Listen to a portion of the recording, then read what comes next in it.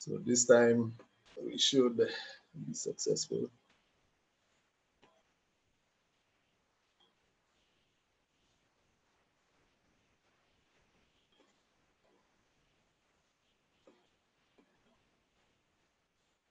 Okay, good evening, everybody.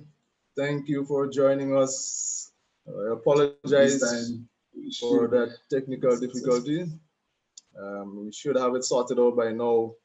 But we would like to welcome everybody to our live streaming of this reading recital. I wish to welcome all of you, and I welcome all of the participants, our panel. We have a panel of 6 authors, including myself, from Grenada. We're from different parishes in Grenada, including St. George's, St. Andrews, and we should have one more on the panel. He's running a little late, and that is from St. Mark's.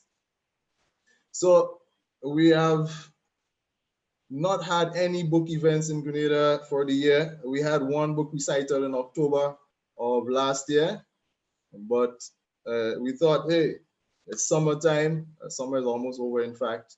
We should be able to put on a book event, even if it is not in person.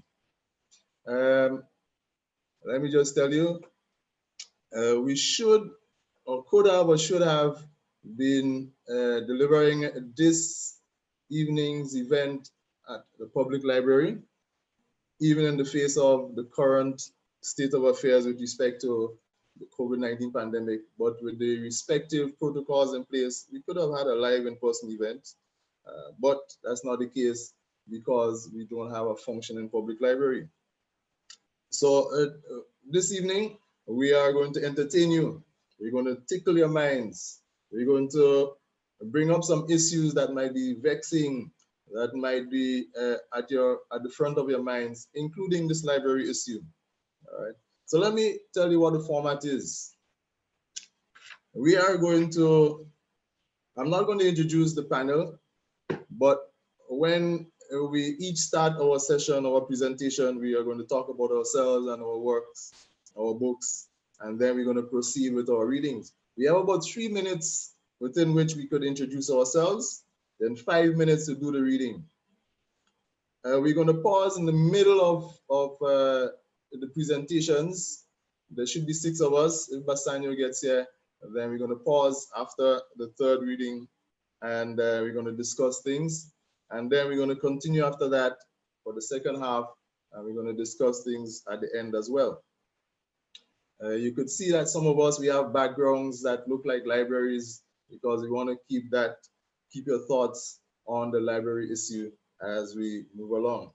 So our presenters today in this order will be Amy, Rita, Bassanio, Cassandra, and Camille.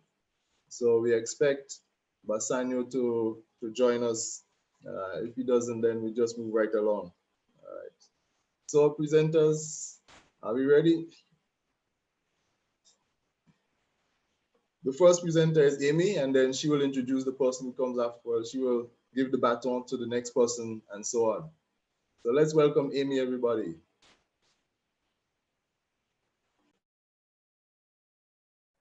Good evening, everyone. My name is Amy Jones, and I am from Big Parish, St. Andrew.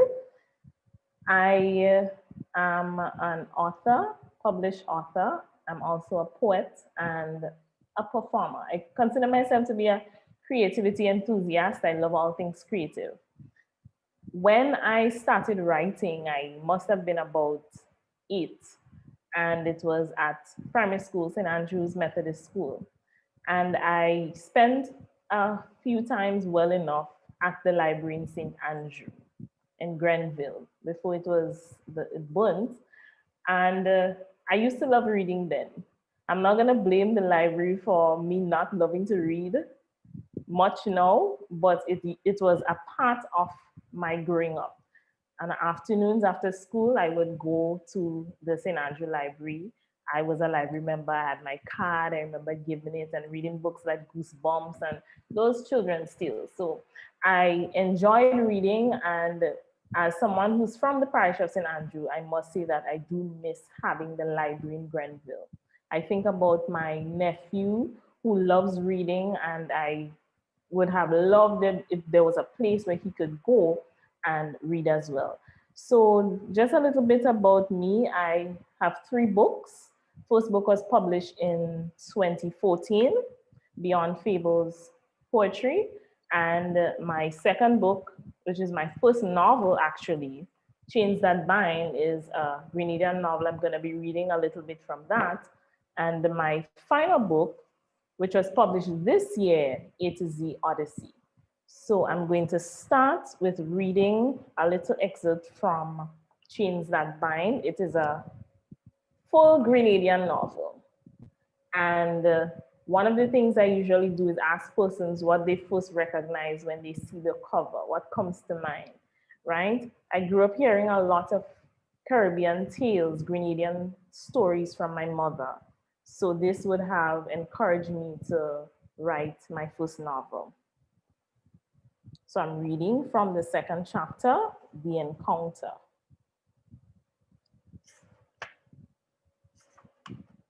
Afternoon, children.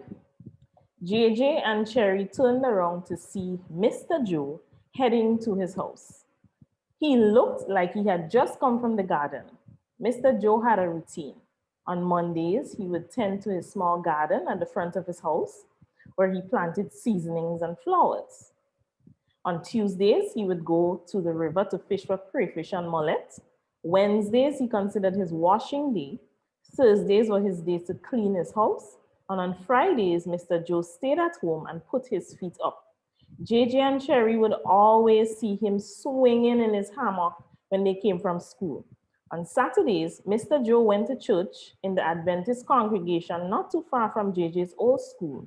And on Sundays, Mr. Joe would go to the land to pick cocoa and nutmeg. Mr. Joe was an unorthodox Adventist. He said that pork might have been the sweetest meat God had placed on the earth, and that God wouldn't punish him if he did not rest on Sunday. When asked about it, Mr. Joe would say, whether it's Sunday, Saturday, rest day, best day, I go rest when I feel like it. Papa God won't kill me. Mr. Joe must have been about 70 years old. No one could ever quite tell because whenever people asked, he would say that he did not remember. He once said to Petra, I live my life already. I count years in my life. I closer to the grave than the cradle. And I ain't had no time for that again. Afternoon, old man Joe, JJ and Cherry said to him. Mr. Joe stopped to look at them and turned around. Children, what do all you?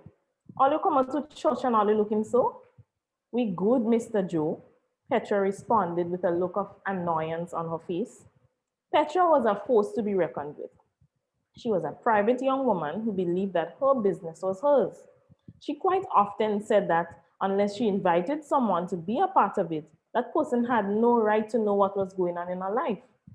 It was one of the reasons Cherry and Petra could never get along well. One minute they would be fine and they would be given sisterly advice, and the next minute they were distant strangers. But it was undisputed that Petra loved Cherry despite their differences. I watched all you grow up and all you lying for me. They looked up to see Mr. Joe walking up the stairs towards them. Children, what do all you? Where are your mother? Cherry swallowed the saliva that was growing at the back of her throat. She had never once lied to Mr. Joe, even at times when they had gone in his yard and stolen mangoes. We father come back, JJ said as he broke the awkward silence brewing between them. James, he come back? Okay, Mr. Joe responded. But how all you sit down there on the step like somebody dead? All you wasn't longing to see him? Petra sat there in silence. Cherry too wanted to say something, but she was afraid that Petra would beat her up.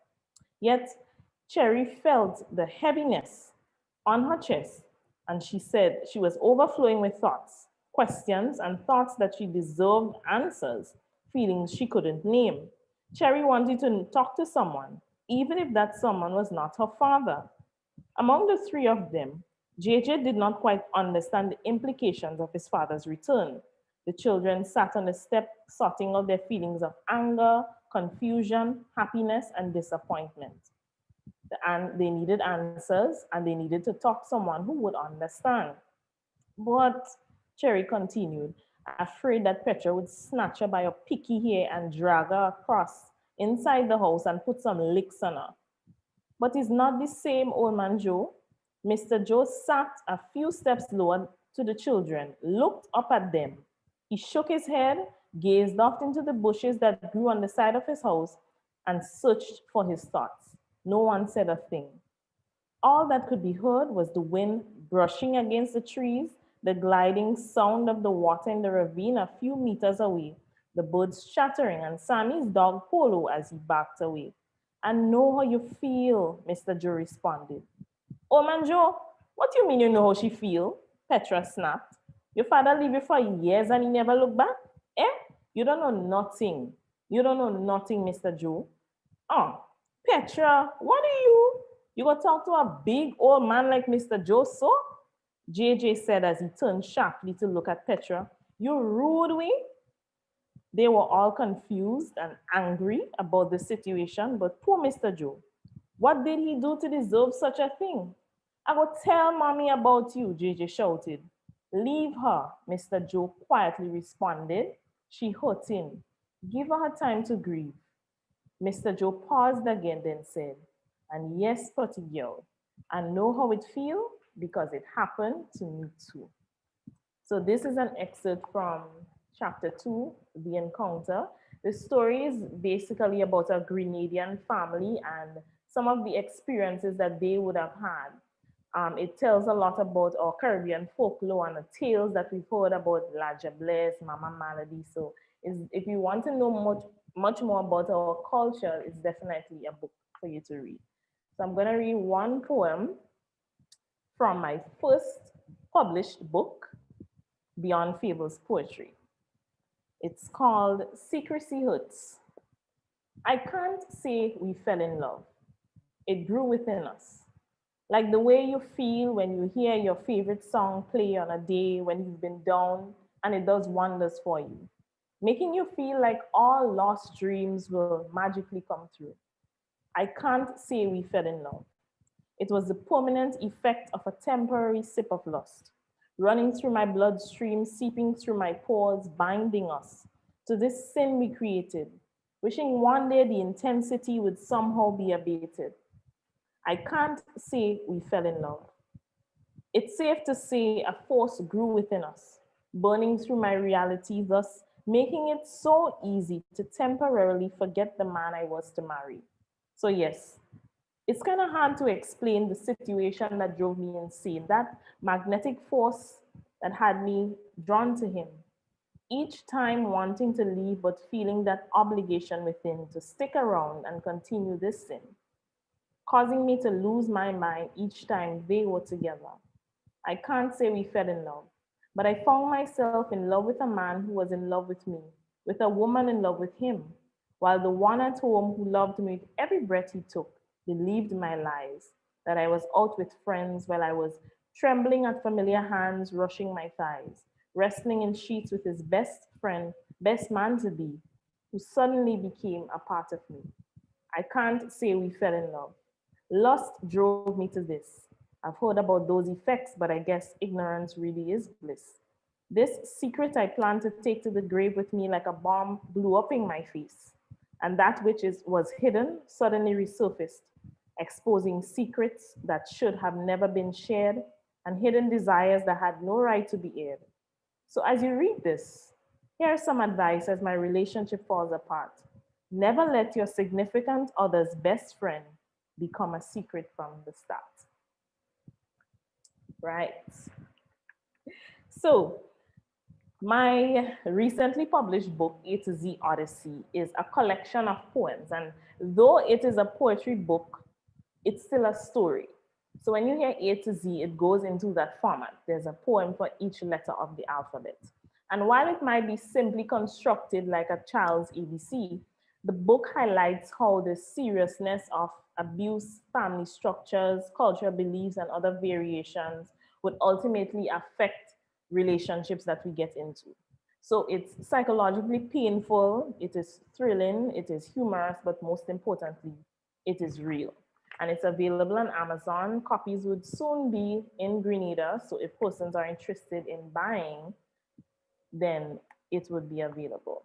So my final piece that I'm going to read is first letter of the alphabet A, and the poem is called After Today. After a while, you stop caring about the ones who claim to do this in love. You stop listening to the voice that screams your name as the belt dangles from above your head, as you are trapped under the frame of a man with your neck perfectly fitted in his vice grip of a hand. You stop letting rough feet glide across your face. You stop letting them break your ribs and move them out of place as you are silenced by a fear to lose your life if you scream, but it's just another one of his schemes to trap you into believing that you should stay and continue this routine another day. You stop letting harsh words break you down into nothingness. And that itching obligation to stay because it's for the best. I guess what I'm trying to say is that this abuse ends today. So thank you. That was a little bit from me. And if you are interested in getting copies, just link me on any one of my social media platforms and they will be available to you. Thank you.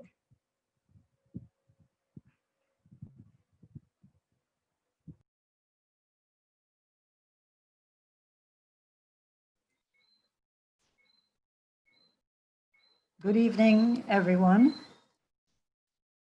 I am Rita Joseph Olivetti from Grenada. I'm a retired judge of the Eastern Caribbean Supreme Court. But now, instead of writing judgments, I am trying to write novels. I have always loved books. And one of my fondest memories is receiving books from the public library in St. George's. I lived in Grenville, so I never had the opportunity to go to that library. But every 2 weeks, the librarian posted books to us. And it was with great delight I look forward to receiving my book, brown paper parcel like this, wrapped up in string. When I look around me and I see the state of our libraries, it is with a great sadness and to think what our children have been deprived of and are being deprived of. It has been said that a house without books is like a house without windows. And I add, a country without public libraries is the country of the blind. So I implore our government, our people, to recognize the need for public libraries and to do our best to try to restore and rebuild what we have. Thank you. In relation to my writing, I have self-published one novel. It's called The Red Door.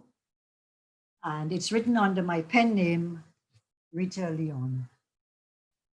It's essentially a story set in the late 60s, and it tells the tale of a young woman, impoverished, living in St. Andrews, who wants to get on. As I put it, she wants a place in the sun. She faces many challenges, both social, cultural, you name it, she faces them. In the end, she makes certain choices. And in this book, she tells you her own story from behind prison bars in a woman's prison in Tortola.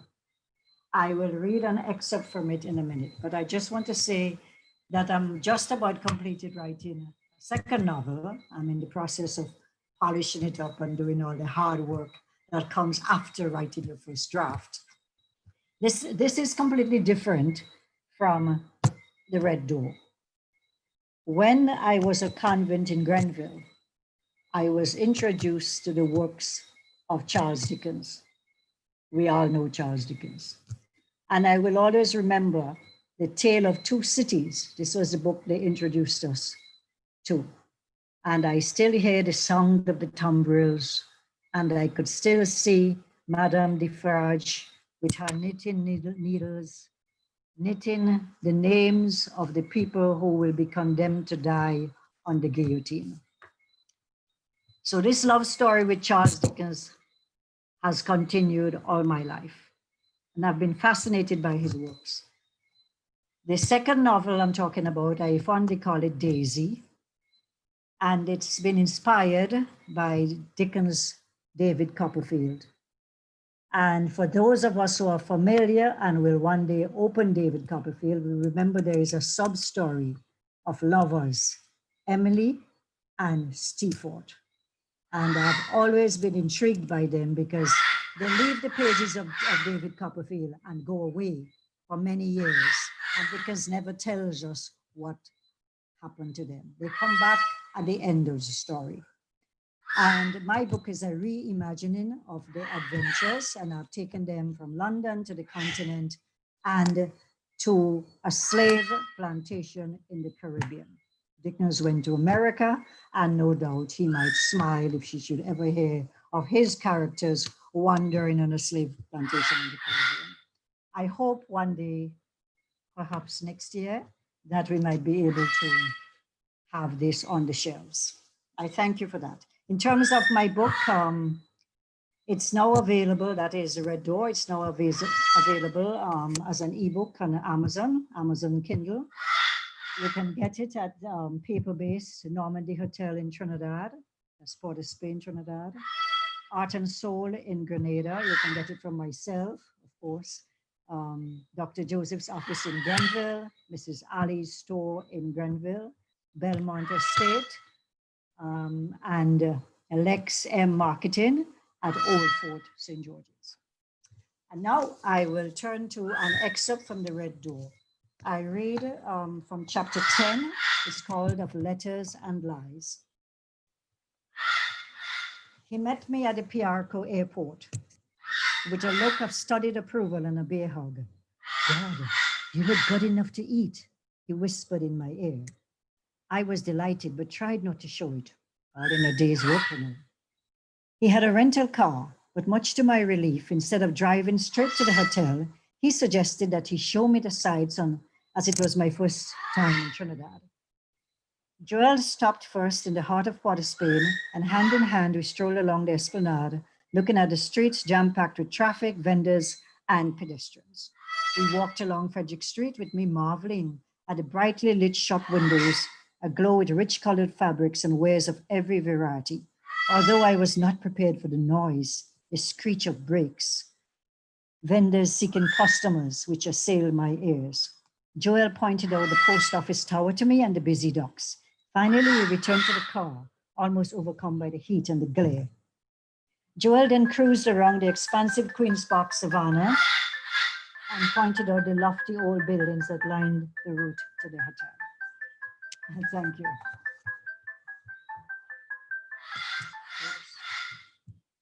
Thank you.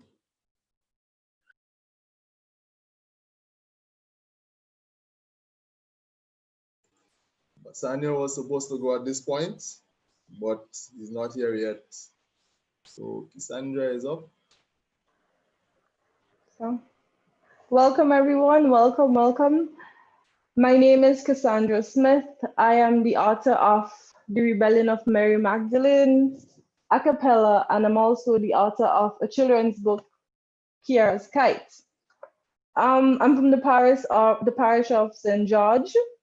Books have always been my great escape. I think the previous authors spoke about the importance of having a library, but I want to talk about my experience, the experiences I had while going to the library. For one, something as simple as making friends, just like I said previously, escaping through books, traveling through books, traveling through time, as well as research, the availability of a world of information. So I want to stress on that. And I think that every generation should have access to that. I will now read an excerpt from my book, The Rebellion of Mary Magdalene. So here goes. The Rebellion. I sat there watching the hypocrisy and sheer evil that plagued our society. The church was filled with people, but a murderer and a rapist was walking free. Everyone knew that Carl was innocent of the crime.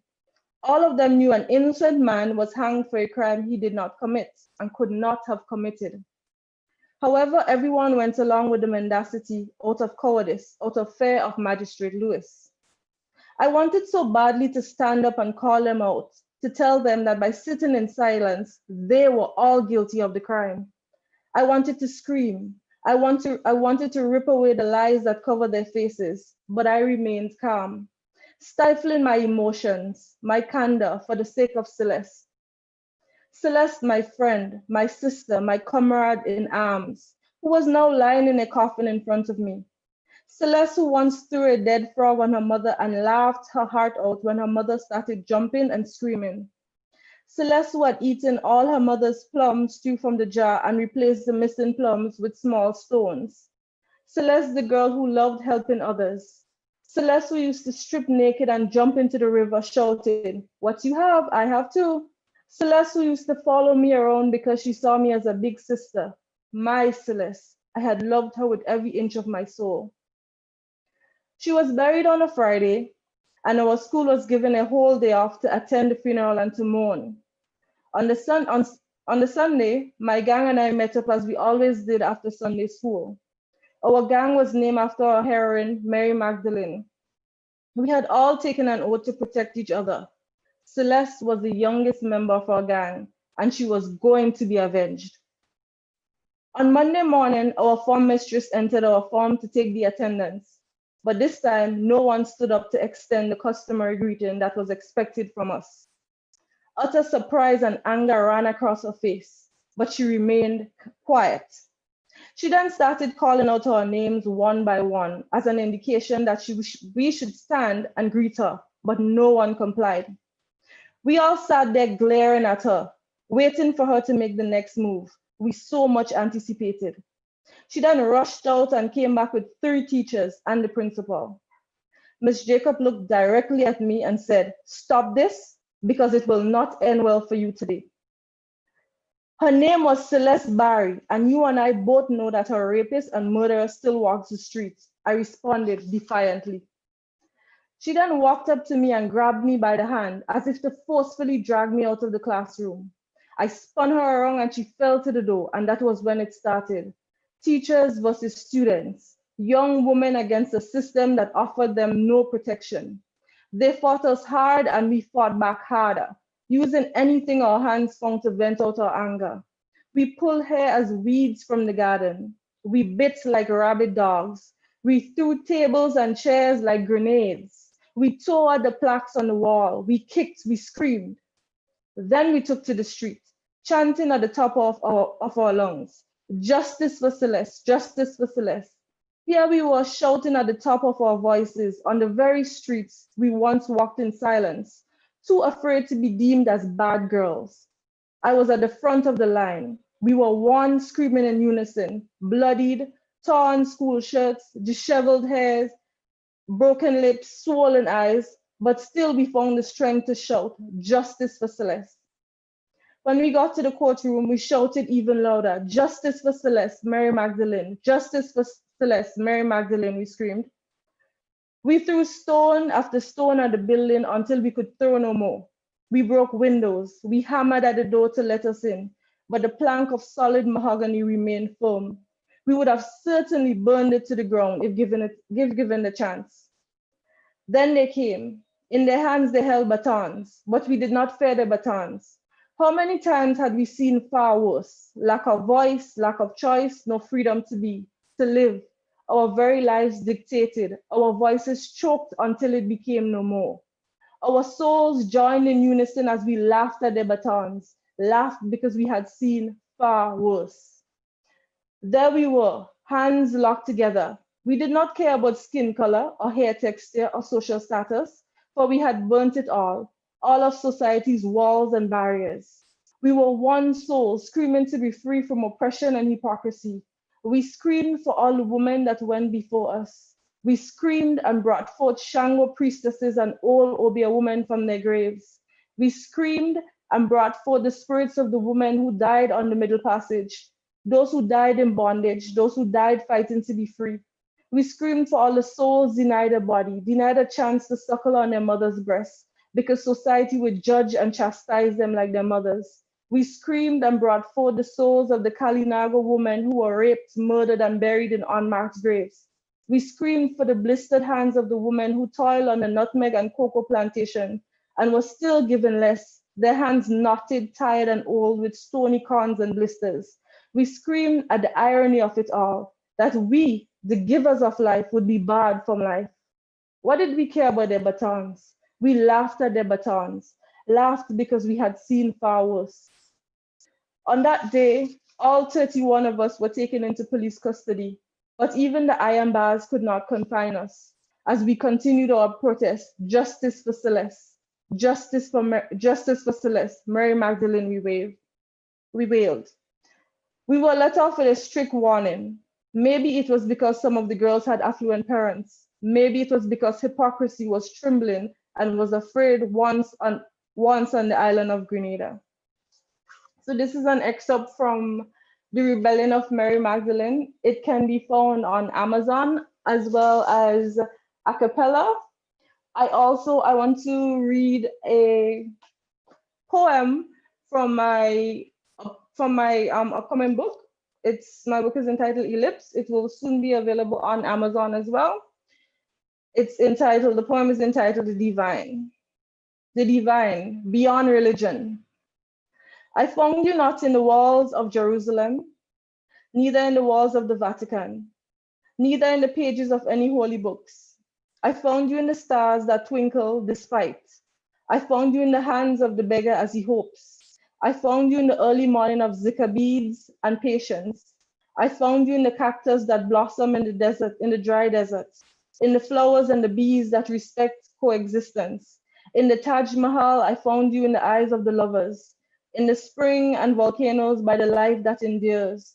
I found your presence, your inspiration everywhere. I need not man to tell me you exist because my soul already feels it. And in the noisy calm of the night, she whispers, I know the path to the divine. So thank you, everyone. I will now pass you on to the Camille John. So thank you. Good night, everyone. My name is Camille John, and I am the author of a book called Between the Rhymes. It was recently published, and it's available on Amazon in ebook and in the paperback version. They're also available from me in Grenada. So if anyone needs any, you can let me know. Talking about libraries, to be very honest, I've never really read in the library in St. George's because I was a voracious reader. My mother introduced me to books at the age of 3. So by the time I was about 8, 9, and I went into the library, I had read everything they had on offer for children, but I was too young to go upstairs to the adult section. So what my mother did, and I'm grateful for her, she spent a lot of money. She would buy me 2 books every afternoon from Bridal and Minors in St. George's, the illustrated classics, and she would bring them home for me. And by 7 o'clock, I would read the 2 of them. And, it couldn't continue like that. So my mom found a system where she could kind of exchange the books because they were still in such good condition. So I got to read so much more. But I know the value of books, and I know the value of building the imagination of children from a young age, and even people who are older too, who may fall in love with books. And having a safe space to read or to do research or to write this book that we all been working on, it's a blessing. And it's one that we don't have right now because, well, the libraries are no longer there. I want to salute Grenada Schools Incorporated, who build libraries in the primary schools, all the public primary schools. I want to salute them because they have realized how important it is to have libraries, and so they are providing it for the young children. So Reading from between the rhymes, it's a book of poems that is more social and political commentary on issues that take place in Grenada, regionally and internationally. I'll read two poems from the quote unquote rum section, because rum is one of the things in Grenada that everybody seems to love. And we're noticing that younger and younger children are imbibing from, rum and so forth. And so I always was troubled by this. And so I have a couple poems in here about it. So I'll read two of them. The first is called How I Met My Murderer. We were introduced by heartache, the specific pain stabbing my chest over and over and over again. We were so different. I mean, I was a church girl, always at home or at school, a sinner trying best to be a saint. And we met in a bar, quaint, quiet, rustic. I essayed a smile. It was plastic, but accepted. The lights weren't so bright. My countenance was grim. I felt my happiness dim. The specific pain stabbing my chest over and over and over again. I'd seen him before, in here, well, everywhere. He wasn't stalking me, I think. And I wasn't stalking him at first, until he became my first. He quenched my thirst and ignited fires. It was a mistake the night we were introduced by heartache. He consumed me. He became my everything. He became my all. His name, alcohol. So this poem is a tale of somebody, and she fell in love with the rum. It's kind of weird seeing ladies drink and drink hard liquor, but we have so much of that. So I wanted to capture that in a poem. And this one is called Eights of Rum. Eights of rum. If we know, that's a measurement of a drink here. You go in a rum shop, you ask for eights, they go set you up. So this is called Eights of Rum. Yet another rum distillery in Grenada. Yet another alcohol producing plant. Seemingly good for the economy because Grenadians drink so much. Never mind that alcohol is classified as a drug. Traumatized? Well, you should be. You should be shaking in your brand new Clarks or your Vans or Jordans. The effects of alcohol are not imaginary. They're not a product of too much free time. They're not a figment of fiction. Alcohol is used by people here, sometimes just even for them to function. Just a little eights of rum to keep the head up, because they're fed up of the current situation of living. Have nothing to look forward to but debushing for the country's purists. Steady work for the next 6 months. And what about after that? Ridiculous. So they knock back yet another eights of rum. Another rum distillery run on sugar cane, but alcohol runs through their veins on a day-to-day basis. They lounge on a rum oasis. The sides of the road have become a bathroom because there's no room in the shop to take a piss when they're pissed about the cost of books for school, must buy textbooks and workbooks, but no work is done because the children have found the eights of rum. Whether intelligent or dumb, rum never discriminates. It's all inclusive, like all parties. There's a possibility to be somebody when everyone has a glass. So they don't go down by the river, but will sit all day next to the rivers, having to appear in court because they had too much clerk's coat. Shirt always rumpled because they don't know jack about an iron, except Jack Iron. And they think that they're clever.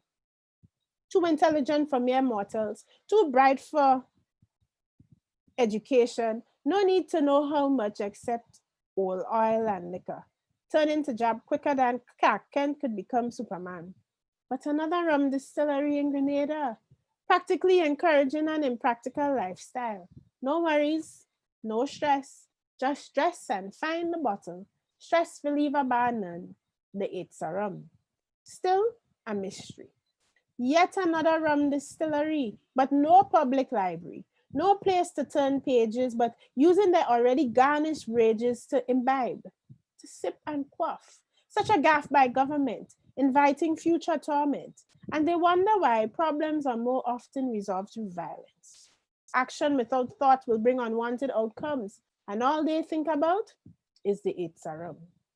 Yet another rum distillery in Grenada, a location advertised for vacation, labeled pure, but sandy beaches lack sand, and farmers lack land, roads lack tar, but never a lack of bars.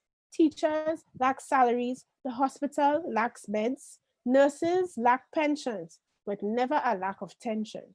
The GDP lacks increase, children lack a future, but we lean on tourism, and when we get them to come, all we offer is a Itza rum.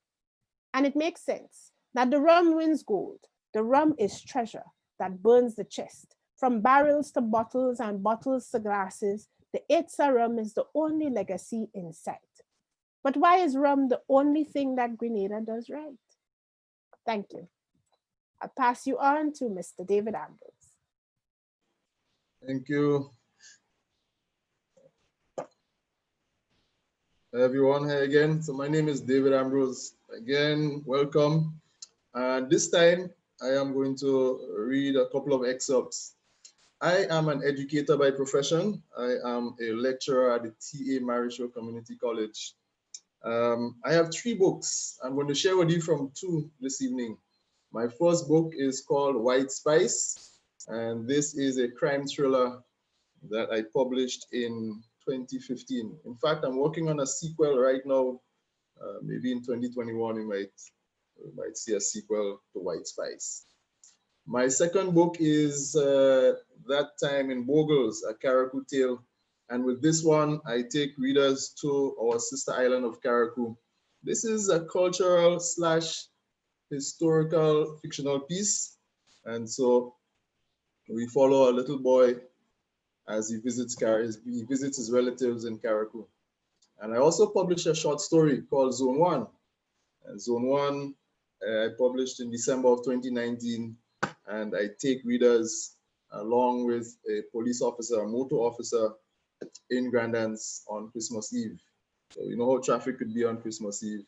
And those of you from Grenada, imagine traffic in Grandance. So I'm going to read right now from Zone 1. And all my books you can get on Amazon. Zone 1 and That Time in Bogels are available in paperback edition as well as in Kindle version. You could get White Spice only as paperback. In Grenada, you can get all 3 of those books from me. You might see White Spice in the museum. They should have some copies still, but all of them, you could just find me and make an order, and I'll find you eventually. So whenever I do book events, I always imagine reading to people in the library or a library. We don't have any book events, reading events in our library at the college, but my books are there so people could borrow them. But let me read an excerpt from Zone 1.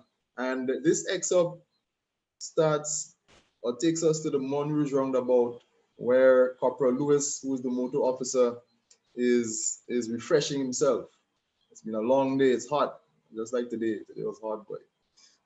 So now he's refreshing himself, observing the scene and all of that. Lewis sucked up the refreshing liquid directly from a coconut gourd while observing the traffic at Montrouge roundabout. Nearby, Wall Street bustled with pedestrians. The officer imagined how the scene looked from above. A truck's horn drowned out any other sound in the area.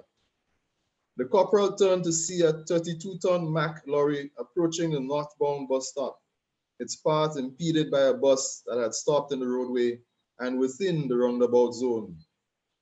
The truck driver blasted his horn a couple more times. The bus conductor ignored the massive vehicle as he called potential passengers on Wall Street. Air brakes hissed. The truck driver cursed. Corporal Lewis observed the showdown as he savored his coconut water. Now this should be interesting, he thought with a sneer. The loaded truck lurched forward a few times, but the bus refused to move. Screeching tires, hissing air, honking horns, shouts and screams flooded the space. Lewis almost dropped his coconut. He grinned. "Officer, you stand up there laughing?" A man said, "You want the truck to mash up the bus?" That truck doing what most drivers always want to do. The Mac had inched up to the bus and gently pushed it forward a few meters. Shocked passengers screamed at the bus driver to make way for the behemoth. The truck's air-splitting horn scared them even more. The bus driver finally pulled out of the roadway and the massive truck moved along. Lewis could swear that he heard the truck driver laughing. The bus driver ran across the road to him. "Officer, you didn't see what that truck do, my boss?" "Driver, you were blocking the road and trying to pick up people. If you had pulled out of the road and into the designated bus stop, that would not happen. I should actually be charging you. That's a fine of $1,500. The bus driver slinked back to his vehicle. So all kind of things happening on the Grenadian's main road, but not just with bus drivers, other drivers and pedestrians and so on. Let's get a bit more festive with That Time in Bogels, a Karakuta. And this is where the protagonist Daniel experiences the stone feast for the first time, as a feast where families will celebrate the erection of a headstone on a tomb 2 years after the family member had died. So this is a particularly festive occasion for this family, the Peters family in Bogels.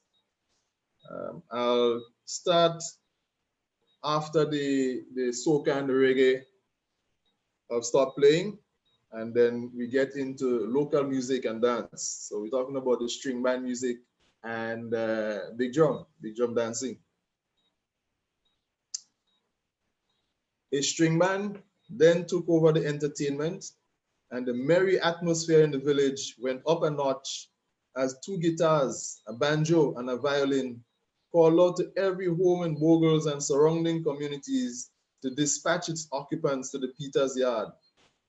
Daniel and Elijah moved closer to the action. Elisha disappeared inside the house. "Ja, look, we cousin playing banjo." Daniel pointed out the tall man with the afro. Godwin on a high boy. With eyes closed, Godwin rotated his head swiftly in time with the fast breakaway rhythm that his band strummed. The wind had picked up now, and Masanto and ordinary lanterns around the yard cast eerie dancing shadows in the dusk. Everybody in the yard was transformed into a dancing machine. "That is the best banjo man in Karakuta," Elijah stated. "Listen to that banjo talk now." Several minutes later, drums replaced the stringed instruments, and the crowd rearranged itself to form a circle facing inwards. Tantan, Concheril, and 2 other Bogels elders danced to the center of the ring with 2 bottles. "They're going on with the ground again," Daniel said confidently. "Kopai, you're getting to know the thing," Elijah said, grinning. The foursome poured rum and water alternately on the ground, uttering words that Daniel still couldn't understand. He deduced that they were again calling out to the ancestors and spirits. "Tanti and them coming and dance now," Elijah announced after the invocations. Tanti and 3 middle-aged women gamboled bare feet to the center of the yard to the slow beat of the drums. Daniel was surprised to see Elisha among the 3 drummers. His open palms struck the goatskin surface of his bass drum in perfect sync with the other bass drummer. Ruth and another girl shook shak-shaks energetically to the established rhythm. "Long sharp playing the bula drum, man," Elijah said to his cousin. "Sometimes I just play the kata drum too."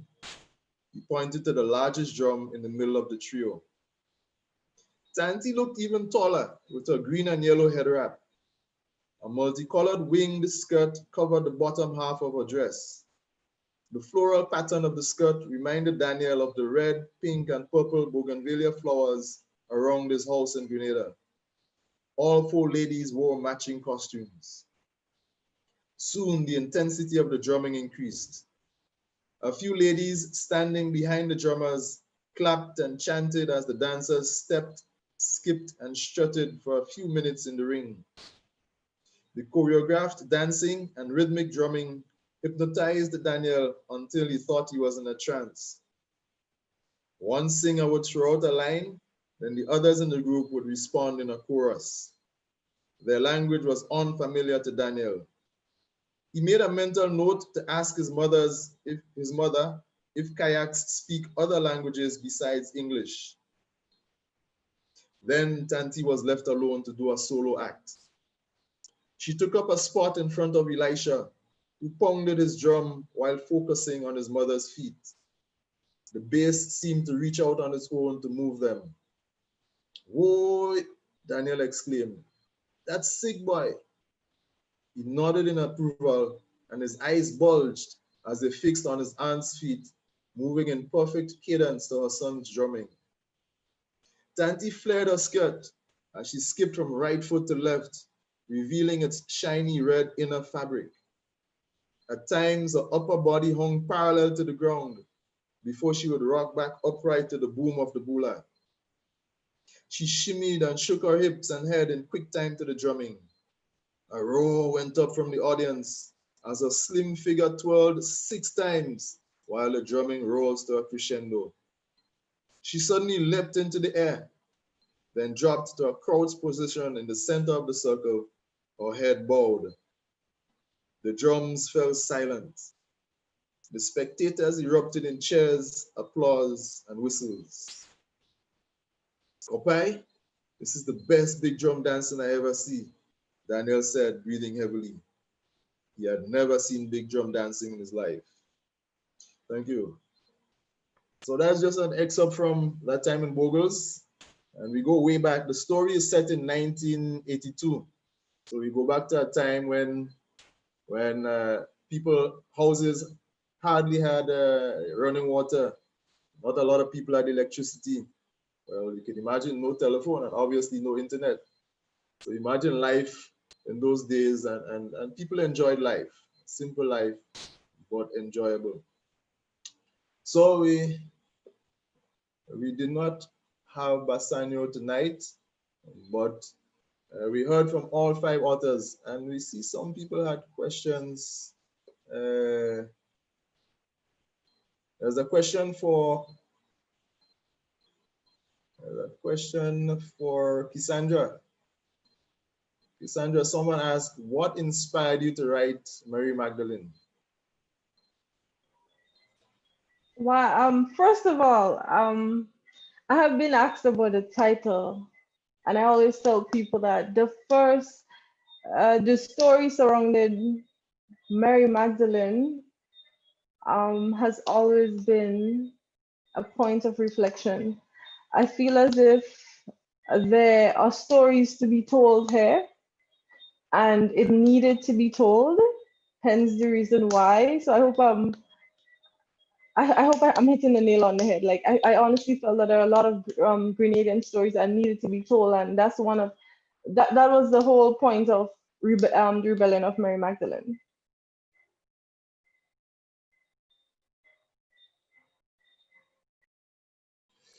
Nice, thank you.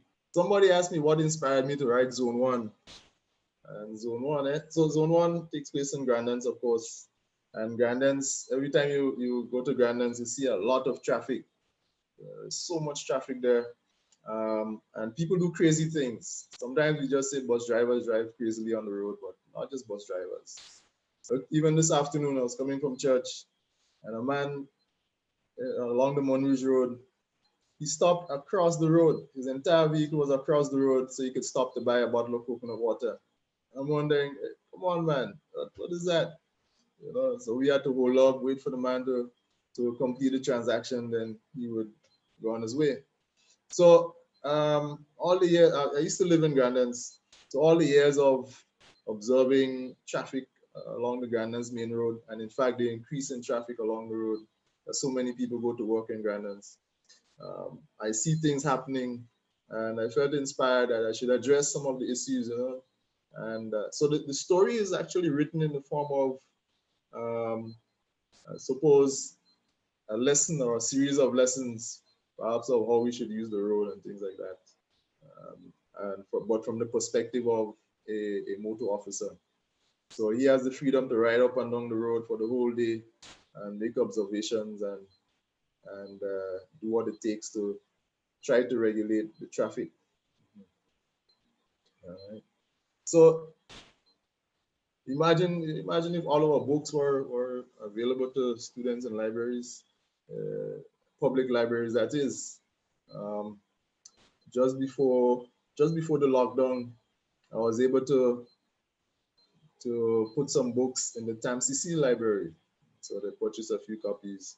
But it's unfortunate that we don't have other libraries to house Grenadian books.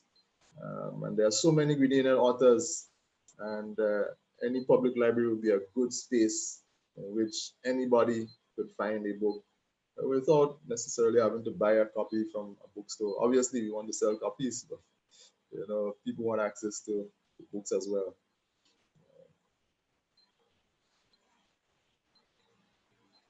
Let me see what other people have said in the. Will this live be made public after? Yes, the live will be made public. The video will be made public afterwards.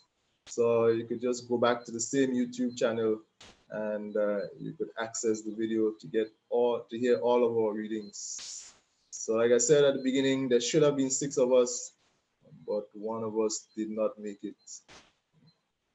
Somebody says, Camille, you all are awesome.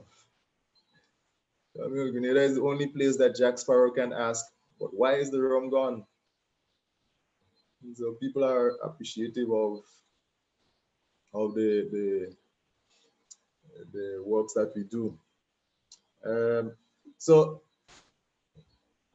all of us have published within the last 2 years, and I think we're all working on new material. Did I hear you say working on new material as well, Cassandra?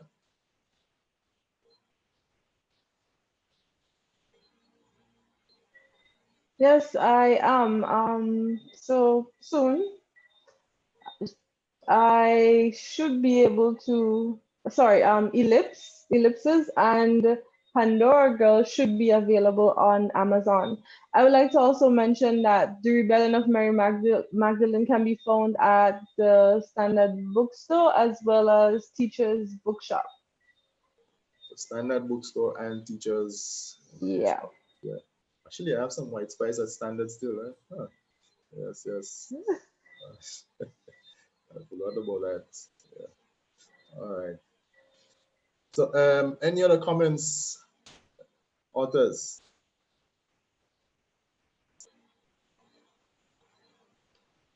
So, Rita, Red Door is set partly in the Virgin Islands. Are copies of Red Door available in the Virgin Islands, though? Not, well, available in the sense that now it's on Kindle. So All right. someone can. We don't really have an outlet in the Virgin Islands. Yeah. I've been working on that, but I do have friends who've purchased copies and are spreading the word. Yeah. And in terms of where the Red Door is set, we have the majority of the action, I would say, is split between Grenada and BVI, because the protagonist travels from Grenada to BVI. We're also taking a couple of visits for certain reasons to Trinidad, and she visits Puerto Rico and St. Thomas. So I treat it as a Caribbean story. Okay. Thank you. Nice. I was going to ask, so the title is The Red Door. Did you come up with the title before the story or the story before the title? It's interesting. It's funny. I came up with the door, the red door, long before the story. And the red door shown on the cover here actually represents the red door of the women's prison in Tortola, which still exists and is now a museum.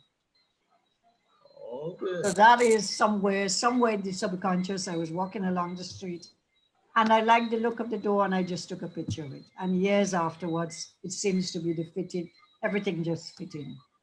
Yeah. That's nice. That happens so often when we write stories, and some image that we've had in mind for a long time presents the perfect opportunity to be that cover, and it's so eye-catching. Indeed. Yeah. Any other thoughts about writing a novel, Amy? Another novel? Yes, Mr. Ambrose, I have some stuff that I'm working on. One might be a little more advanced than the others. So I'm not sure when. Yeah, I usually do that, you know. Okay. When I have ideas, I have to pen them. So I may have several ideas at a time and I need to write them down, otherwise they go. So the one that I'm working on now should have been published when my last book was published. But there's so many different things happening that didn't happen. So I'm working on that. Nice. Somebody has commented that we should do this again. So yeah, we'll do this every few weeks. And so you should look forward to hearing from, because there are so many Grenadian authors, so you should look forward to hearing from Grenadian authors as we present our works. Here's a general question for the panel. What Grenadian book do you enjoy other than your own? Not necessarily a favorite, but something that pops in your mind. So I really want to answer that. I saw Camille was waving her hand, but um, top 3 books I would have to say is Unveiling Island Passions by Dr. Wendy Crawford. White Spice is one of my favorite books in terms of a novel that I've read.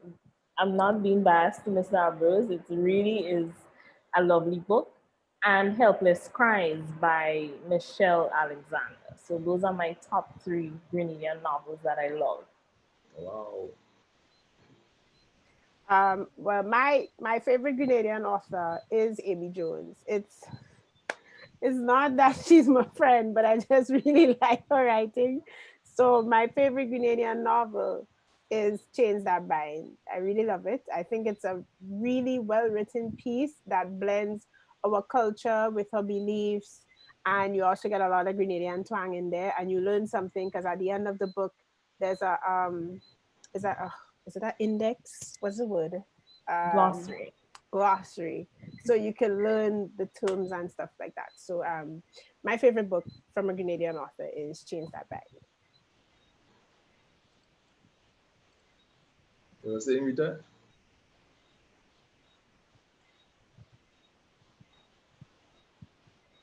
Sorry, am I on? Yeah. My favorite book, one of my favorite books is Jacob Ross, Pinter Bender. I see it as a love song to Grenada. He's a wonderful writer. I have to say, I enjoyed White Spice, although I am not a into crime and thrillers, but I enjoyed it, and specifically because you placed it in Grenada. You did not make up an imaginary island. We had actions on the streets of Grenada, and for that I'm thankful. You don't name our places, we don't exist. Thank you, David. So I guess I'm up. So first of all, I must mention that I have a list of Grenadian books that books written by Grenadians that I need to read. So it's on a list and I'm going through them. But so far, I really enjoyed David's book, That Time in Bogels. I am a big fan of culture. I love the fact that it highlights a lot of the Karakuta culture, and I think it's very concise. It's easy to read. I enjoyed that, and kudos, good, very good, David.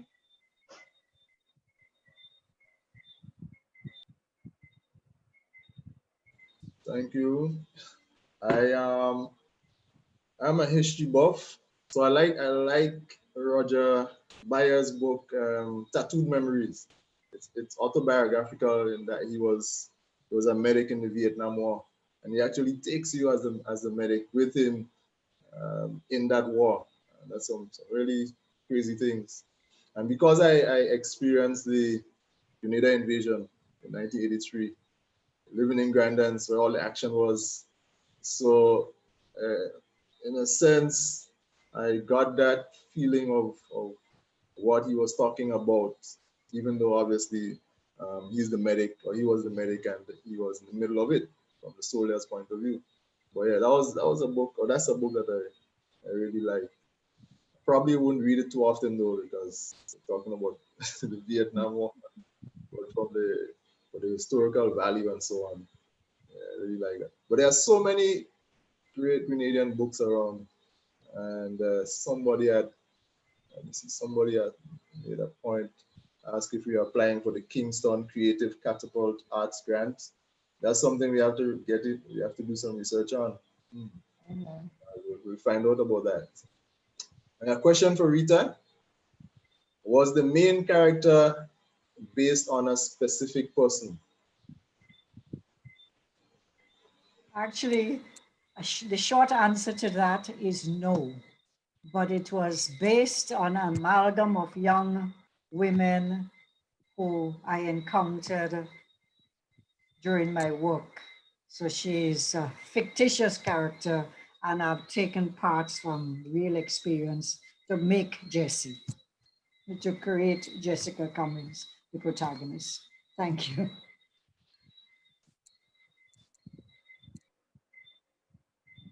Jessica went through so much in that story. Sometimes I felt so sorry for her. Somebody, how many published authors are there? I take it how many Grenadian published authors are there? I think there are more authors than we know. know in terms of all over the world. But we did a count, or we tried to do a count last year, like around October, and we came up to the upper 70s of names that we know of. And there are Grenadians all over the place who write that we just don't know. But they're around and they keep popping up. So Cassandra has to leave. Thank you, Cassandra, for joining us. And Bye, everyone. Bye. bye-bye. Nice.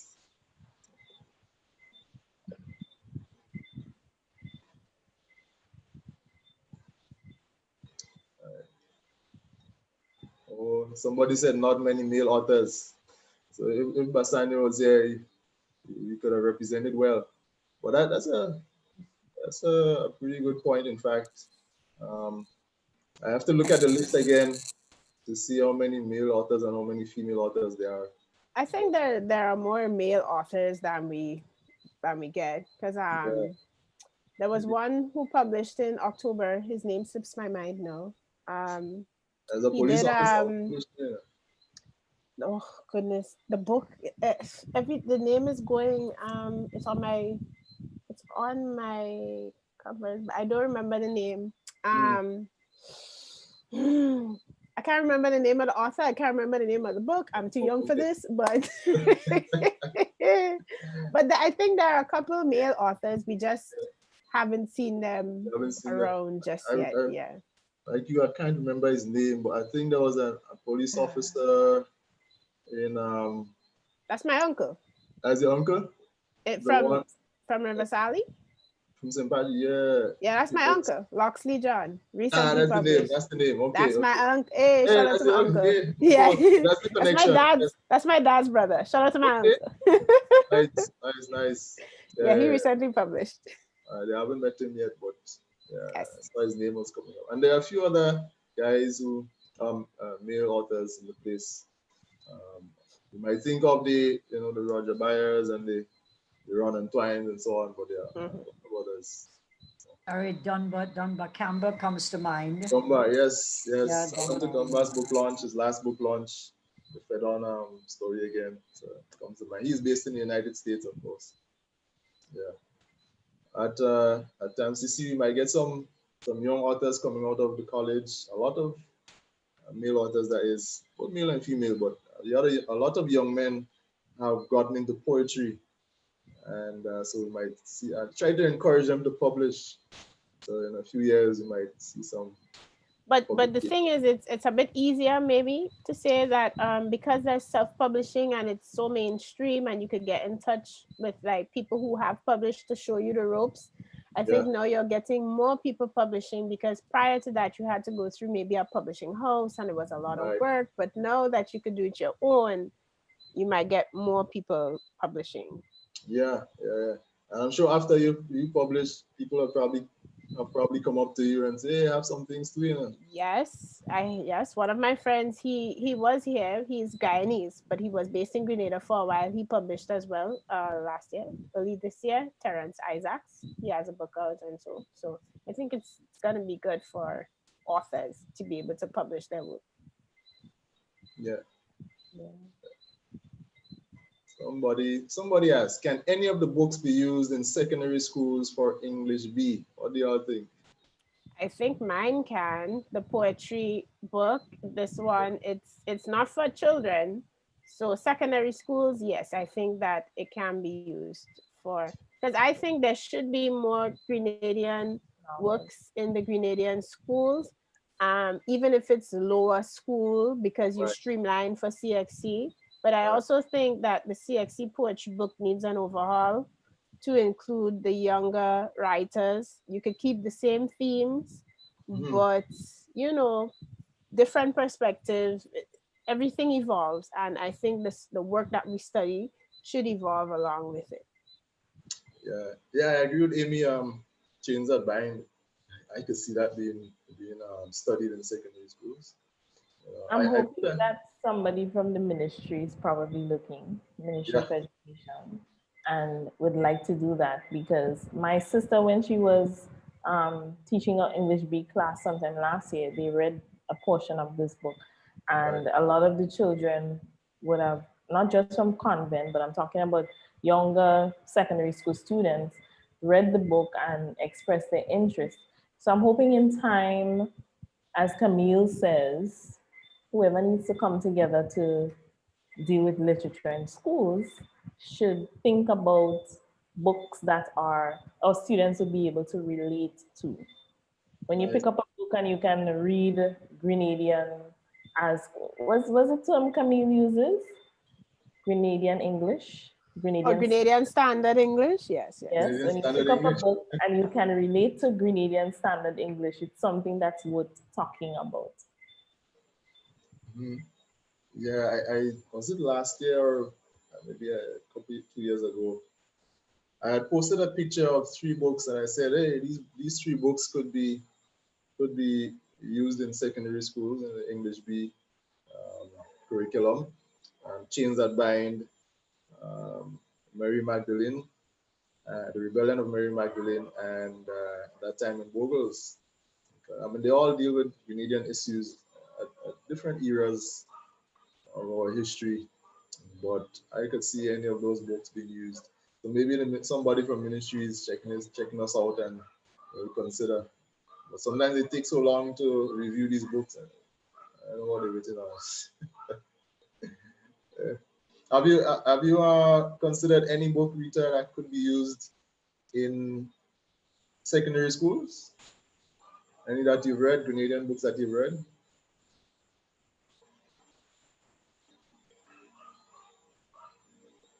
Are you hearing us, Rita?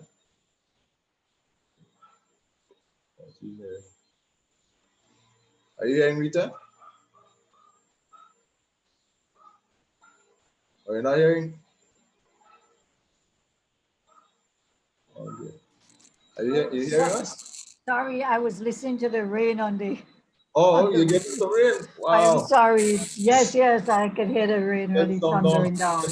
So it's affected the hearing. Okay. I was asking if you had, of all the books, Grenadian books that you've read, if you found any that you think could be used in the secondary school curriculum. Well, of all that I have read, as I said, I think the first one I mentioned, Jacob Ross, Pinter Bender, should really be on the school curriculum. It gives you the history of Grenada, and it takes you back. You mentioned the revolution what material do we have? It's a young boy growing up in Grenada. It talks about, one of our poets mentioned the rum and the cane fields. And it's so lyrical. It's really beautiful. It makes you proud to be a Grenadian when you read that. It really should be on our curriculum, educational. Yeah. Really. I have no hesitation. Yeah. And Bogels, because again of the cultural impact for the younger readers, and that we know something of our sister island. There's no point saying we're a tri-island state.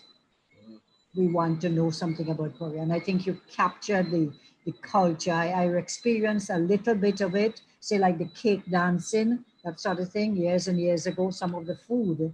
And I think, again, that is a way of introducing our younger people to our culture, really. It's interesting you mentioned, the revolutionary period and so on. And a lot of students don't know about the revolutionary period, how it came about, how it got dismantled and so on. And they might depend on the internet, look at some articles, follow Google and so on. But those may not be too accurate because they may be written from an outsider's point of view. So again, if we had a library, I'm sure documents would have been in the library to help our students do research about, events that happened in our history, things like that.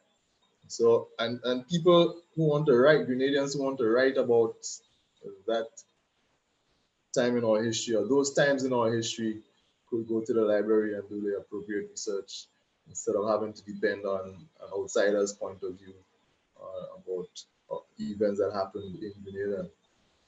So it all comes together in terms of why you really need a library. Somebody said, I think Forthright by Cindy McKenzie would be great in schools. What I like about Forthright is that even the narration is done in Grenadian Creole English. So if there's a listening in the vernacular of our language, then that we could use that as a resource material. I think also having books written from Grenadians for Grenadians would be good, because language, when it is used and written, becomes standardized. And also many of us speak in a twang, as we say. When it's written, it's not easily read. I've had one of my friends, a teacher, she used one of my poems for her literature class, Form 3 literature class, and they couldn't understand the poem written as they talk. They couldn't understand it, but I was a member of the class. It was over Zoom, and then when I read it for them, they were able to get the gist and understand, and they enjoyed it. Prior to me reading it, they didn't like it. They couldn't make sense. So, but this is how you speak. It's just that we've never seen it written. So I think having books with more of the Grenadian way of speaking is good, not only just to have it, but because we can really solidify our language, because the more of us write it, the more it becomes a solid language. And I come in on this to say that in the Red Door, I have written the book in what we call Standard English and Grenadian English. And because I know a lot of people might not be familiar with some of our words, I actually did a glossary so that we have words that we use like bobo or bandi, or dotish, so that the way we speak, our language is a living language, and we have to give it the respect that it deserves and the acknowledgement. So Red Door takes that into account. Thank you. Yeah, I think more writers have to write specifically with that in mind, because even in my writing of poetry, I always try to do some poems straight in Grenadian English, And in the work that I'm working on now, a novel that I'm working on now, first of a series, the first one is set in Grenada. It's written in the Grenadian English, not necessarily using the same words. Because there are two ways you could do this. You could go straight for how we speak, or you can maintain the regular spelling of standard English, but you use the grammar syntax of the Grenadian English. And that's what I am doing. Of course, that's subject to change based on editing, etc. But I think it's super important that we are focused on that.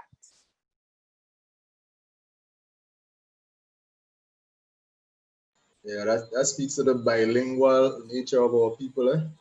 And so we need to be able to communicate in standard English at the same time based on context. We shouldn't be horrors if we're able to speak in Grenadian Creole English at whatever level of the dialect, or we shouldn't condemn people for speaking in Grenadian Creole English, even if that's the only dialect of English that they know. If that's what they know, that's what they know. So I think we're getting into the mentality more and more where we accept the non-standard variety of English, Canadian Creole English as a language. And I always applaud that. To me, I think that's great. That speaks to how bilingual we are as a people. I think also too that it would have been great if we would have had a dictionary of Grenadianisms, because there's some things that just comes from us. And I remember while I was doing the book for the writing Chains that Bind, sorry, I spent a lot of time researching, asking older persons about certain terms that I would hear but not know what it meant. And things like fue, you hear old people say that all the time. You older persons more than younger ones. And you research and you realize, yeah, it's a French word as well, with its, broken French thing. But there are a lot of terms that we have that Grenadians should be proud of. And it's not that we want to correct persons when they speak, oh, you're talking bad. It's us, it's a part of us, right? And we really should celebrate it rather than trying to throw it away, because a lot of the other Caribbean islands, they have their other languages as well. Why can't we? Oh, to respond to Amy, I went and pulled it off my bookshelf. See, But Mr. Thomas. Chase and his wife, Mr. Chase died, but before he died, Mr. Chase and his wife compiled the abridged handbook of Grenadian Creole, English, and French names. Yeah.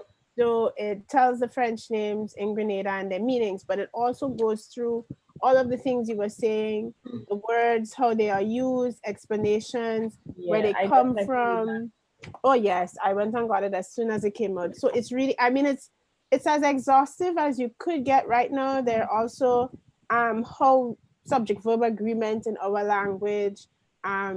It gets very grammarly and linguistic at the back for those who are interested in the language and like how you speak it. But it could also function as just like a dictionary. I think, of course, I'm not sure if it has everything in it, but there's the majority in there. So you could get that. Anybody interested? It's called the Abridged Handbook of Grenadian Creole English and French Names, a Dictionary of Grenadian Creole English with Grammar and Syntax by Thomas R. Chase in collaboration with Sarah Chase. And where is it available? I'm not sure. Mr. Ambrose, do you know? Yeah, I have to check Zara for that. Yeah. I have to check it I direct. need a copy. Yeah. It's really good. I use it in my language and community class course. Okay. When that's communication studies 102. Because that's a very valuable resource for Grenadian terms and expression, as well as the grammatical system of the non-standard English or the Grenadian Creole English. So he said they researched that for 10 years before they started putting it together. So that's something I think Grenadians should get. So as soon as he brought them in, they went very quickly. They went very quickly. I had to get a copy because I thought it was so important. Somebody mentioned that we move tonight by, let me see, The Making of the Grenada Revolution by Joseph Ewart Lane. Is one that could be included in schools, so the younger generation can have an appreciation of our recent history. So that speaks about, and of course, Ewart Lane was one of the men with the revolution. So you're getting the story from the horse's mouth, so to speak. So it will be a primary source of information right there. So we are now at 7:30. This has been a great session, I think. Again, apologies for the technical difficulties at the beginning. It looks like we had two streams running together, so I had to redirect and just come on directly. But we were still able to have a discussion about reading, and that's something that we could do regularly, probably rotate authors and so on. But since we can't hold big sessions, big in-person sessions, then the internet is the way to go nowadays. So we could use this medium now and then to hold reading recitals, as well as discussions on language or reading or anything that we could write about. So thank you to all the members of the panel, Camille and Amy and Rita. It was unfortunate that Nathaniel could not join us, but we had a great time, I think. Hopefully members of the panel enjoyed it as well. Hopefully the audience enjoyed it as well. I learned a few things. And somebody asked where they could obtain Mr. Chase's book. If you look in the telephone book, look for Zara and Thomas Chase, I think is the name in the book, in the telephone directory, and give Zara Chase a call. Thomas Chase passed on a few years ago, but Zara will be able to give you information on that book, Dictionary of Grenadian words and so on. So thank you, everybody. Any last words from the panel? Thank you for the opportunity, Mr. Ambrose. I look forward to more events like this. It's always great to hear persons that I interact with tell me they want to publish. I say go for it. And anybody who's interested in self-publishing, because all of my books are self-published, you can just link me on any social media platform where you can find me, and I will be more than happy to give you some information. I want to say thank you for the opportunity as well. It's very encouraging. It makes me want to pick up the work in progress that I have and add something to it, because I have not done so in quite a while. But it's very encouraging that people want to read what I have written, and it does help and does go a long way. I don't think people understand how much your appreciation of what we do inspires us and keeps us going. So thank you for your time and attention. And also, Ms. Ambrose, thank you for setting this up. And I forgot to mention, my apologies, we have to also thank Cassandra Smith. Cassandra had to leave early, but she has been a big part of the process as well. So thank you to Cassandra. Rita, are you there? Yes, I'm there. Thank you. Sorry, the rain was really disturbing me, so it was really difficult to hear. But I just want to say thank you very much. I think it is a splendid initiative, David, and thank you for all the hard work. I enjoyed all the presentations from the various panel. It was lovely meeting everybody. And one day I hope that we will meet in person. And just to say, keep up the good work, and to the audience, thank you for tuning in. Okay. Grenadians could write we, David. Grenadians could write we. That was our first recital in October of last year. Grenadians could write we. Yeah, man. So thank you, everybody. Thank you, audience. And this video will be back up on YouTube in a few minutes. So good night and goodbye to everybody. Hasta luego. Thanks. Good Au night, revoir. everyone. Bye.